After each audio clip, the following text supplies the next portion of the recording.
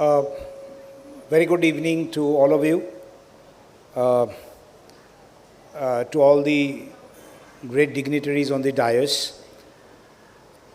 Well, to begin with, India is on the cusp of becoming one of the biggest economy, walking towards becoming one of the biggest economy in the world. But what we have found, whenever a country progresses to being the third or the fourth or the fifth largest economy, there is a huge urbanization which happens. So a lot of people come to the urban cities, and with this urbanization, there is a lot of transport or the vehicles which move on the road. And with more and more of vehicles which come up, we have seen the conventional IC engine vehicles, which are driven by fuels like petrol, diesel, etc., they have a lot of tailpipe emissions. So these tailpipe emissions create suspended particulate matter known as PM 2.5, which are micro matters, and PM 10. So these particles in the air, they become heavy, they create the haze in the morning which we see, PM 2.5, and they actually are very harmful for the health of the citizens. So if we look at this, the alternative to these conventional fuel-driven vehicles is the electrical vehicle. The reason is the tailpipe emission for an electrical vehicle is just zero. So it does not contribute to any kind of polluting the atmosphere. So that's the greatest advantage of using an electric vehicle. Now if we come to the efficiency of an electric vehicle, the electric vehicle efficiency would be as high as 90 to 95%, which would be 5 times better than a conventional fuel-driven vehicle. And the reason is very simple. The number of parts, the moving parts, which is there in any vehicle, in a combustion vehicle, compared to it, the electrical vehicle would have only about a 1% moving part compared to these conventional cars and other vehicles. So the wear and tear is less, the efficiency is higher. Now if we come to the kind of electric consumption or the maintenance of these vehicles, if you look at the number of vehicles which operate in our country, the number of two-wheelers and three-wheelers would be much higher than the number of four-wheelers. So if you look at an electric bike that is two-wheeler, we would say that the battery capacity is about 2 to 3 kilowatt hour. That means it takes 2 units or 3 units of electric energy to charge, and it takes about 2-3 hours from an AC charger and maybe less than an hour in a DC charger. And it can travel to a distance of, let's say, about 70 kilometers.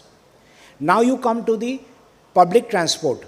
That means the three-wheelers, which are also in quite a number in the city space or the town space.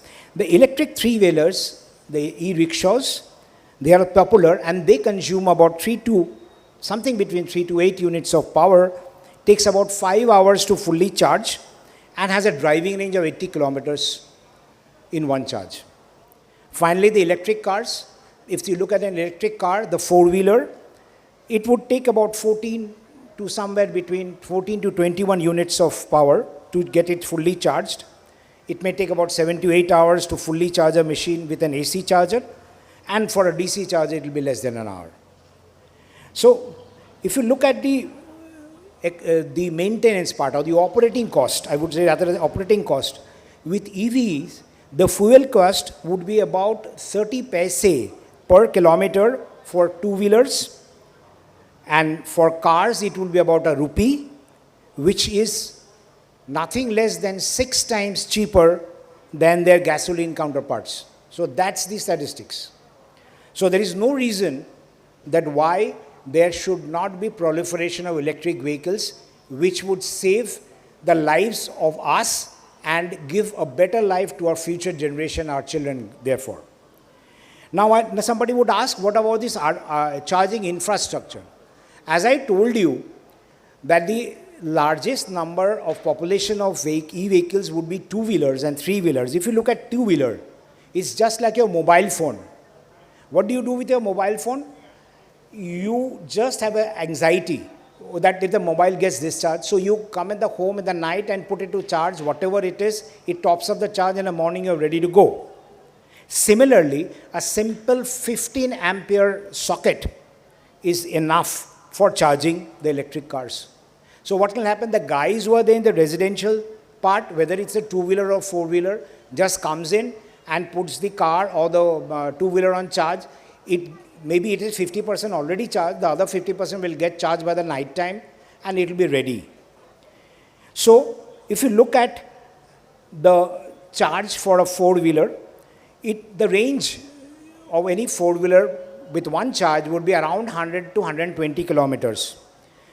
An average of 75% of the Indians, they travel not more than 35 kilometers a day for going to office and coming back on leisure.